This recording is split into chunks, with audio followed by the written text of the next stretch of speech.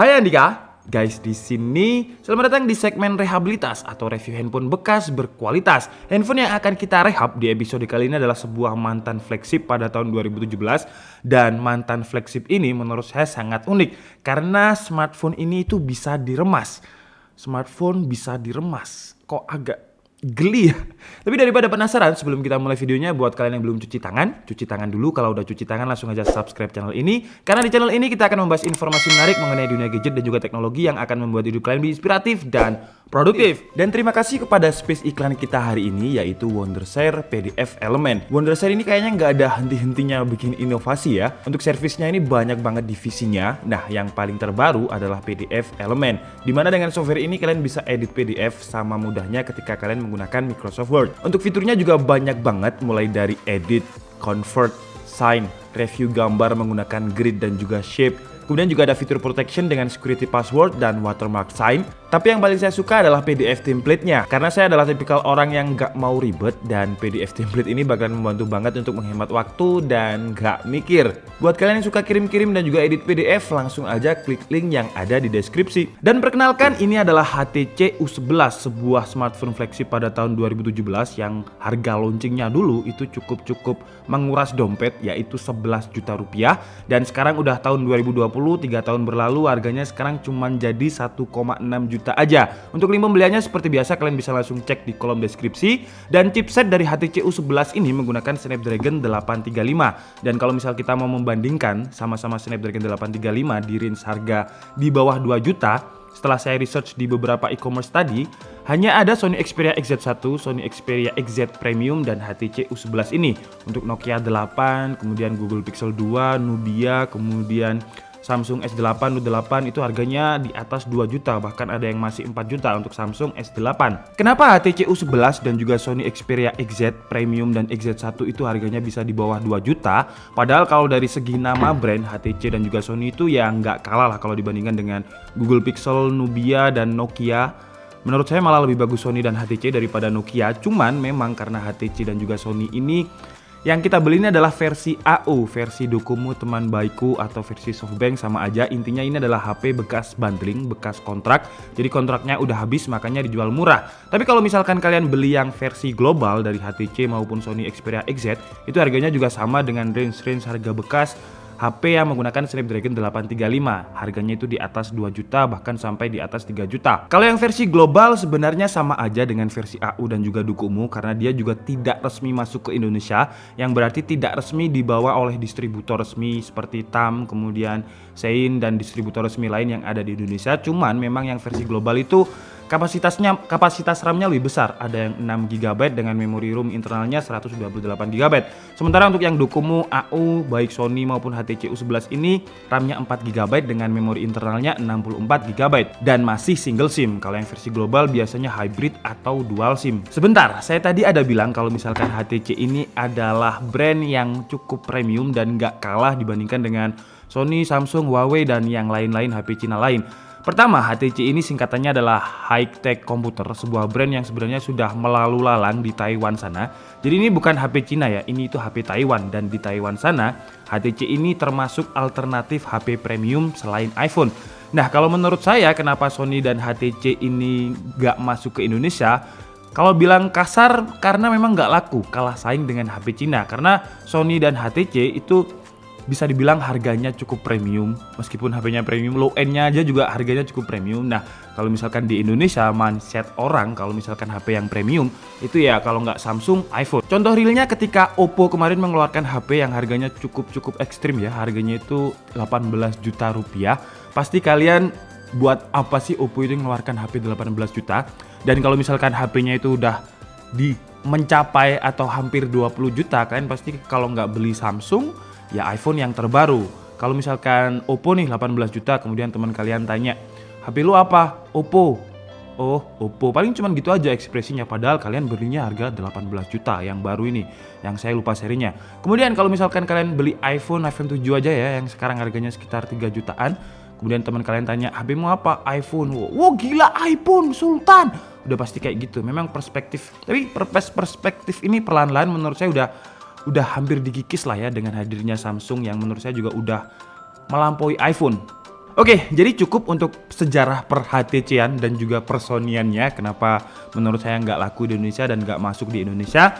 Oke, jadi HP ini namanya adalah HTC U11, HP yang bisa diremas. HTC U11, HP yang bisa diremas. Saya beli harga ini sekitar 1,6 juta 10.000 dengan kondisi fisik yang menurut saya sih untuk HP bekas itu sekitar 99% atau bisa dibilang like new lah.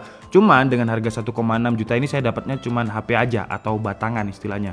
Nggak ada charger, nggak ada dus, nggak ada kabel charger, jadi cuman HP-nya aja kayak gini. Datangnya cuman sebatang kara seperti ini.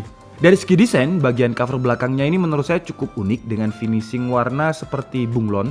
Jadi kadang biru, kadang kalau kena cahaya itu bisa ada ungu-ungunya sedikit. Kemudian desain untuk bagian depannya, kalau kalian suka HP yang baseless, sepertinya HP ini tuh nggak bakal cocok buat kalian. Karena di bagian depannya masih menggunakan frame yang cukup tebal, apalagi di bagian dagu dan juga jidat. Dan menurut saya sini terlihat kayak old atau desain-desain yang ketinggalan zaman. Tapi menurut saya masih cukup termaafkan lah karena di bagian depan layarnya ini sudah terlindungi dengan Corning Gorilla Glass 5. Bagian belakangnya juga kaca, jadi feel premiumnya emang masih dapet. Tapi kalau dipegang dengan satu tangan, menurut saya awal-awal kalian pasti butuh penyesuaian karena bentuknya ini menurut saya agak ambigu, agak lebar dan kurang nyaman. Mungkin butuh adaptasi 1-2 minggu untuk memegang HP ini biar kerasa lebih nyaman. Kemudian di bagian tulang atau frame pinggirannya ini menggunakan bahan yang premium juga, yaitu aluminium, dan di sebelah kanannya terdapat volume up and down, tombol power dan juga tombol lock. Di bagian bawah ada speaker, lubang mic dan juga input charging dengan konektor Type-C yang juga sudah support dengan Qualcomm Quick Charge 3.0. Untuk waktu pengecasannya dengan charger yang standar saya punya, yaitu charger 2 ampere, dari 29% ke 90% itu sekitar 2 jam. Tapi kalau charger bawaannya sih seharusnya lebih cepat lagi karena dia juga sudah support dengan Quick Charge 3.0 tadi. Dan untuk charger bawaannya seharusnya adalah charger fast charging 18 watt. Kemudian di bagian kirinya kosong, gak ada apa-apa. Di bagian atas ada slot untuk micro SD dan juga SIM card serta lubang mic satu lagi. Jadi untuk mic-nya udah stereo, speakernya pun juga sudah stereo atas bawah. Untuk kualitas speakernya menurut saya sih biasa aja, tapi kenceng. Biasa aja itu maksudnya bassnya kayak nggak begitu kedenger, tapi kenceng, jadi kayak kencengnya itu kenceng cempreng. Dan kalau misalkan kita volumenya ini kita maksimalkan, itu kayak body yang lain itu ikutan geter. Jadi padahal dia nggak ada fitur untuk vibrasi musik. Kalau vibrasi tombol gitu ada, vibrasi untuk call ada, tapi vibrasi musik nggak ada. Seperti di Sony Xperia XZ2 itu kan ada fitur vibrasi untuk musik dan juga movie, tapi kalau ini nggak ada. Cuman nggak perlu itu, karena kalau misalkan volumenya udah kenceng, dia bakalan geter sendiri. Mungkin terlalu tipis atau gimana ya build quality-nya ini. Dan kalau misalkan kita ketok-ketok seperti ini, itu bagian tangan kiri kalian bakalan ngerasain kalau misalkan build quality-nya ini kayak kurang gimana gitu. Jadi dia geter. Yang saya ketok di sini tapi body semuanya itu kayak geter.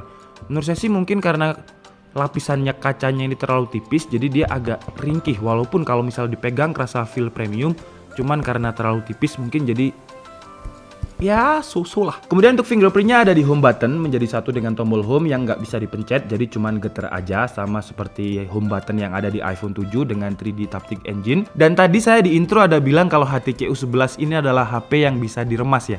Bukan dalam artian diremas kayak squishy kemudian dia hancur gitu, enggak ya.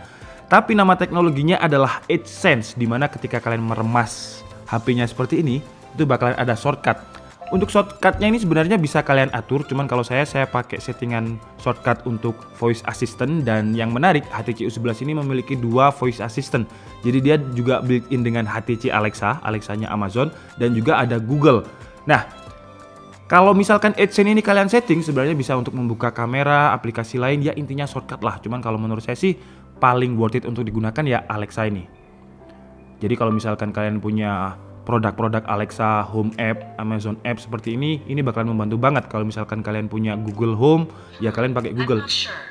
Ini hasil penelusuran yang saya temukan.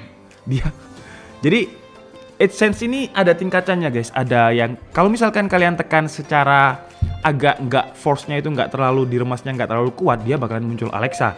Tapi kalau misalkan kalian remes sampai kuat banget, itu yang muncul akan Google. Jadi keren ya. Karena dia ada tingkatan force-nya itu ada. Menarik sih. Tapi kalau menurut saya pribadi saya nggak pakai fitur remasnya ini karena agak sakit guys. Kalau misalkan meremas barang yang agak keras seperti aluminium ini menurut saya sih nggak nyaman. Dan ya kalau misal dibuat fun-funan aja atau untuk pamer ke temen, lihat nih HP-ku. Oh, bisa diremas. Ya nggak apa-apa sih, cuman menurut saya sih fiturnya nggak terlalu kepake kok.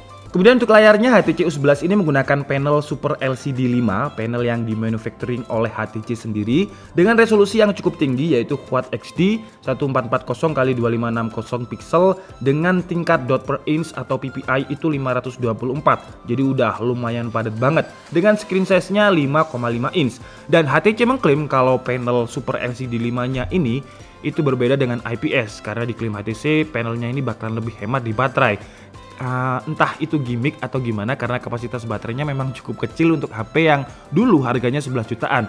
Kapasitas baterainya ini cuma 3000 mAh dan kalau dibilang awet menurut saya sih ya standarnya HP ya, karena kalau misalkan saya coba dari pagi ke pagi lagi itu memang masih ada, jadi saya coba untuk YouTubean ya keperluan standar lah, gaming ya kadang-kadang, YouTube kadang-kadang, sosial media itu ketika mau tidur sisa 20%.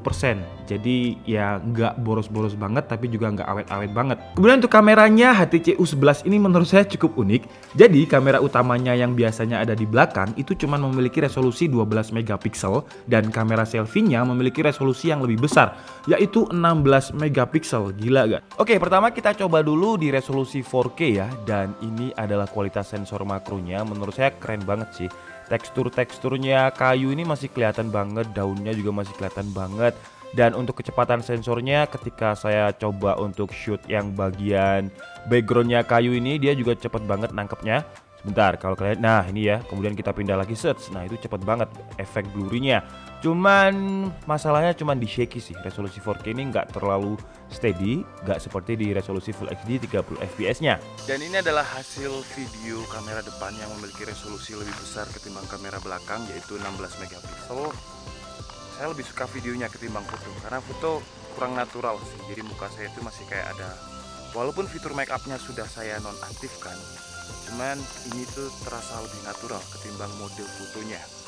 Dan kalau buat vlog pas sih segini ya, jadi masih headroom itu masih banyak meskipun dia tidak memiliki lensa wide. Kemudian yang menarik adalah fitur selfie dan juga panorama. Jadi selfie bisa panorama biar dapat gambar yang lebih nge-wide gitulah. Cuman sayangnya mode ini tuh cuman bisa digunakan kalau selfie-nya portrait.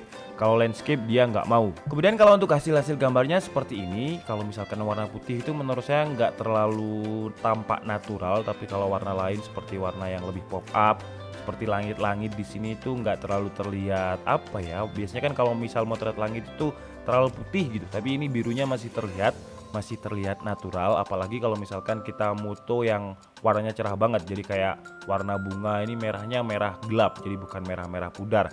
Kemudian kalau untuk low lightnya seperti ini, dan saya coba untuk flashnya ini padang banget atau terang banget. Untuk hasilnya kira-kira seperti ini.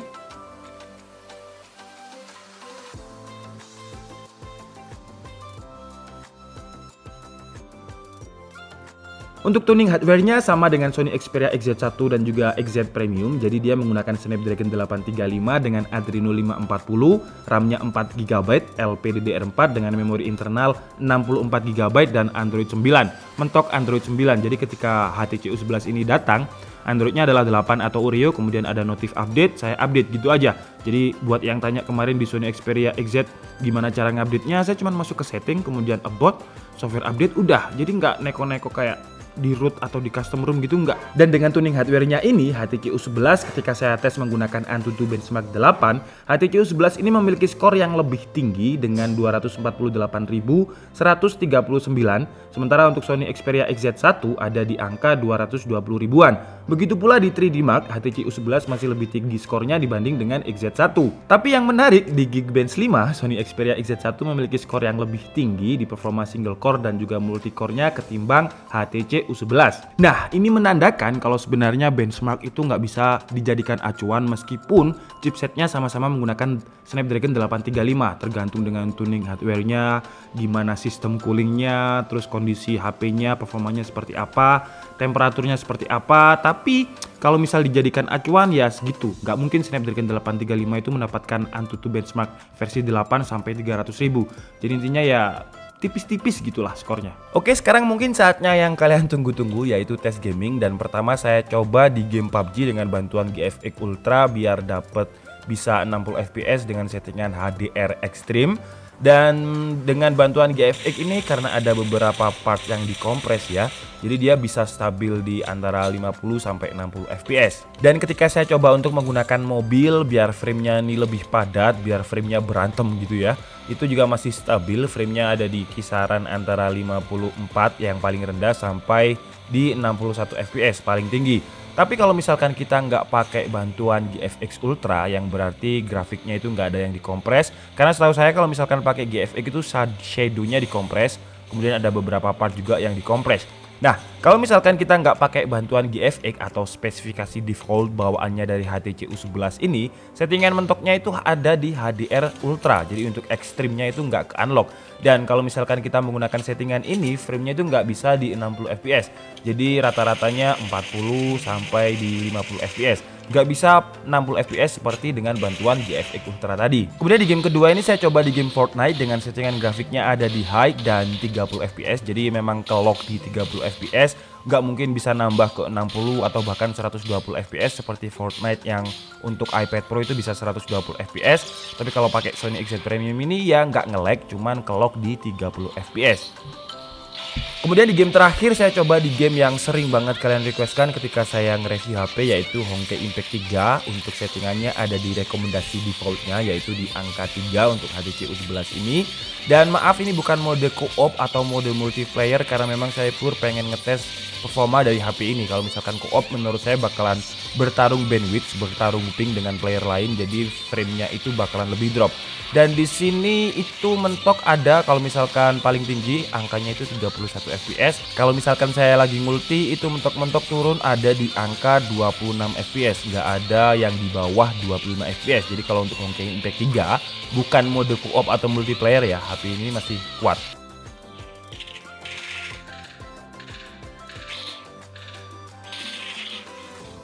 Dan ketika sudah tes beberapa game tadi dengan waktu yang mungkin sekitar 1 jam, untuk casingnya suhu temperatur mentoknya itu ada di angka 38 derajat Celcius. Dan kalau saya monitoring pakai software CPU monitor itu suhu temperaturnya ada di angka 43 derajat Celcius. Oke guys, jadi mungkin cukup segitu aja video rehabilitas dari HTC U11, sebuah HP yang bisa diremas. Dan kesimpulannya versi DKID dengan harganya yang sekarang bekasnya itu cuma 1,6 juta 10.000, 1.610.000 untuk link pembeliannya seperti biasa kalian bisa langsung cek di kolom deskripsi. Menurut saya dengan harga segitu itu bisa menjadi referensi buat kalian yang mungkin budgetnya di bawah 2 juta. Jadi pilihannya lumayan nih, sekarang ada Sony Xperia XZ1, XZ Premium dan juga HTC U11. Dan buat kalian yang mungkin nggak terlalu suka dengan Sony ya bisa pilih HTC U11. Tapi kalau kalian nggak suka dengan Sony, kenapa gitu loh? Sony itu bagus loh. Dan dengan harga 1,6 juta kalian akan mendapatkan spesifikasi Snapdragon 835, RAM-nya 4GB, memori internal 64GB. Performanya juga tangguh banget, 240.000 di skor benchmark Antutu. Untuk performa gaming seperti yang kalian lihat tadi, nggak ada drop FPS meskipun kalau misal kita ukur dengan CPU temperatur ada di kisaran 43 derajat Celcius, tapi nggak ada drop FPS seperti Snapdragon 820. Dan menurut saya sih kalau dari segi performa masih oke lah dengan harga yang 1,6 juta sekarang. Kekurangannya menurut saya kalau dari HTC U11 ini, sekali lagi build quality-nya entah kenapa ya. Kalian coba kalau misalkan kalian punya HTC U11 sekarang ya, kalian ginikan kemudian kalian ketok bagian belakangnya. Itu kayak bagian depannya ikutan geter. Jadi kayak ada yang kurang gitu build quality-nya ya. Dan dia memang kalau dipegang itu kerasa banget tipisnya, apalagi di bagian glass yang bagian belakang ini kerasa banget tipis. Jadi kayaknya ini bagian belakangnya plastik kemudian dilapisi glass atau kaca, tapi kacanya itu tipis banget. Kekurangannya itu sih. Dan kekurangan lain ya seperti biasa, karena ini rehabilitas, kekurangannya HP ini tuh bekas. Satu lagi kekurangannya, frame-nya. Kalau kalian suka model-model HP sekarang yang baseless gitu, kayaknya kalian nggak cocok deh. Karena ini HP ini kalau dari depan gitu terlihat cukup old, cukup tua dan kurang modern. Oke, jadi mungkin cukup segitu aja guys video rehabilitas dari HTC U11, sebuah HP yang bisa diremas. Saya Dika Setiabudi, saya minta maaf kalau ada kesalahan dalam penyampaian informasi. Seperti biasa kalian bisa mengkoleksinya di kolom komentar.